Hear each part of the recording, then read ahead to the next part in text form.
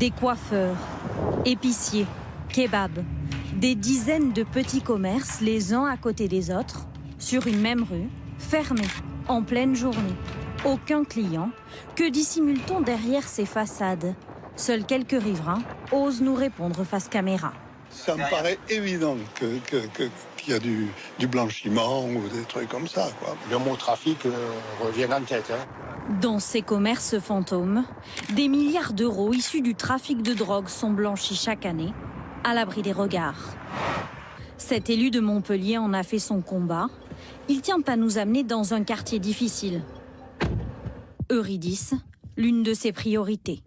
Vous avez une épicerie, enfin 2 épiceries, un salon bar à chicha qui voisine avec de la grillade à emporter. On a encore des tacos, tout est fermé.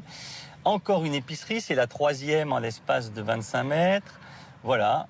Et c'est là où on commence à avoir un certain soupçon d'argent sale et de blanchiment. Les gérants surveillent toute la journée devant leur commerce et nous ne sommes pas les bienvenus. Ouais. Tous les soirs, c'est des voitures en double fil, des grosses cylindrées, des gens qui parlent fort. On a malheureusement eu aussi des tirs d'armes à feu, évidemment, quelques règlements de compte.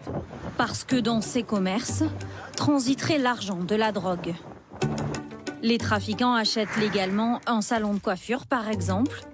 Ils déclarent une coupe de cheveux à 30 €. Mais sur ces 30 €, seuls 20 viennent du client, 10 sont issus du trafic. Ils déposent la somme totale à la banque. Ainsi, 10 € ont été blanchis.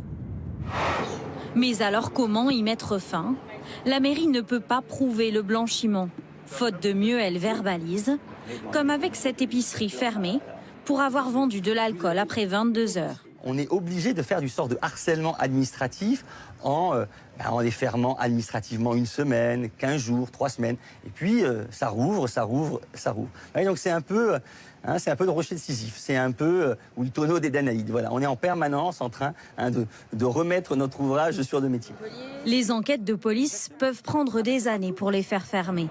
Un phénomène qui ne se limite pas aux grandes villes. C'est justement l'objet de cette réunion convoquée en urgence à la mairie de Montpellier. Bonjour. Voilà. Surprise autour de la table, des élus de toutes petites communes subissent eux aussi ce blanchiment.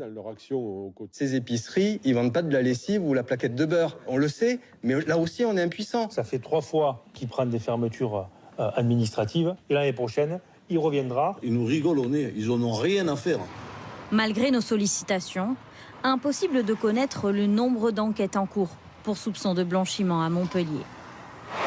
Pourtant, sur le terrain, les policiers ne baissent pas les bras.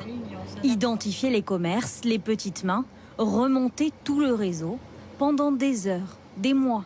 Ce policier de la brigade financière traque les allées et venues sans se faire remarquer, dans une voiture banalisée.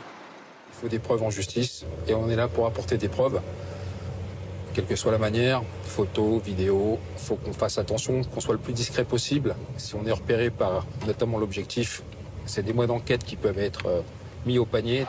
Une fois toutes ces preuves rassemblées, les blanchisseurs sont interpellés et leur butin saisi. Alors là, vous pouvez voir des photos, des exemples de ce qu'on peut être amené à trouver très souvent en perquisition dans les dossiers de blanchiment de trafic de stupéfiants. Au total, 112 millions d'euros liés au trafic de stupéfiants ont été saisis l'année dernière. Notre action vise à démanteler les réseaux les plus organisés en la matière et arriver à déjouer les empilements de sociétés qui sont mis en œuvre avec l'utilisation de fausses identités ou d'individus qui ne servent qu'à être gérants sur le papier mais qui en réalité ne dirigent pas la société. Lutter contre le blanchiment de l'argent de la drogue, c'est s'attaquer à ce qui fait le plus mal aux trafiquants, les priver de leur argent.